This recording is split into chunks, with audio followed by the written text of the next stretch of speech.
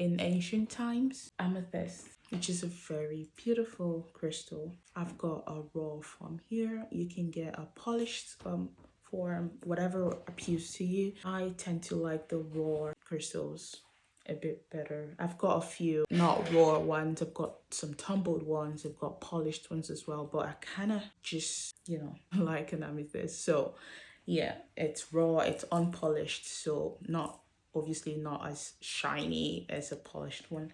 But in ancient times, amethyst was being used for hangovers. Basically, it was used to cure hangovers and drunkenness. Amethyst as well is a great intuitive stone. It is a master energy balancer. It is great for having a beautiful night's sleep. So for example, if you're having challenges with sleep and you are suffering from insomnia, which I suffer from sometimes, and you're unable to sleep, as a human being, yes, you can actually take your time to tune in to yourself and work on fixing your insomnia yourself without taking any pills, without using anything, because you are powerful. But that's not very easy to do, is it? If you have ever worked by yourself and tried to heal something about yourself, I would like to actually hear about it. It would be great, because I know that you probably are a superhuman, because it takes a whole lot of calmness. It takes a whole lot of disconnection to actually go deep within, put yourself back in a state where you have solved a particular challenge that you're having in your body. For example, lack of sleep. It's not as easy as just putting away the screens, putting on sleep masks, and changing the ambience of your bedroom, trying to get all of that helps. But if you've got chronic insomnia, that's gonna take a whole lot to fix. And that is where an amethyst comes in. Yeah, just put an amethyst on your bedside table, under your pillow, wherever you lay down to rest, and let it work its magic. Insomnia solved. Yeah, so yeah, you see why I love crystals. I definitely cannot live without them, because I need like those extra fixing, and I have a very busy life that, but once in a while it's great to tune in, of course. And there are also crystals to help you maintain balance, of course, if that's what you want. If you're trying to increase your intuitiveness, amethyst as well is great for receiving spiritual insights in your sleep. Yes, if you're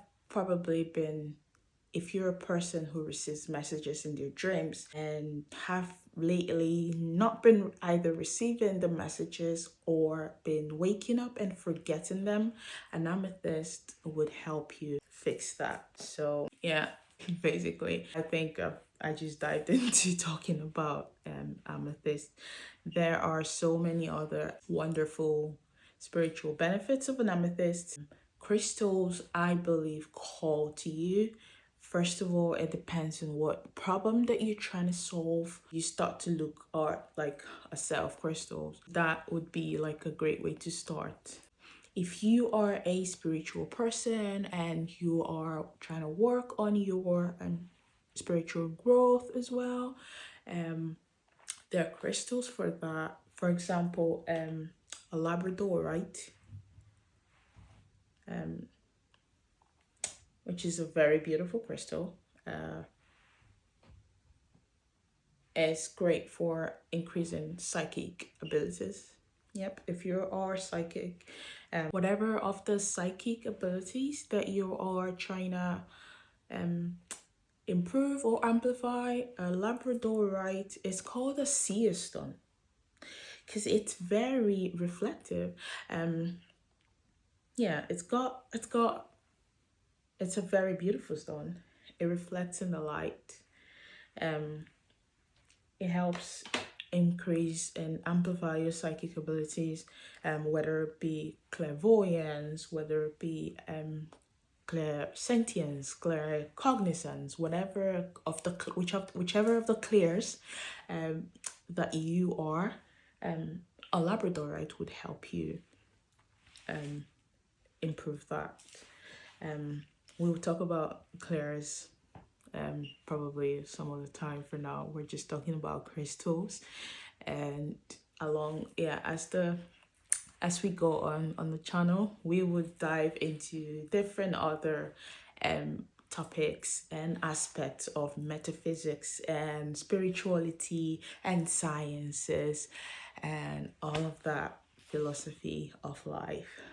Thank you very much for watching, and see you next week. Until then, remember that everything is energy. Yeah, everything is energy, and that is all that there is to it. Sending love your way and positive energy. Bye.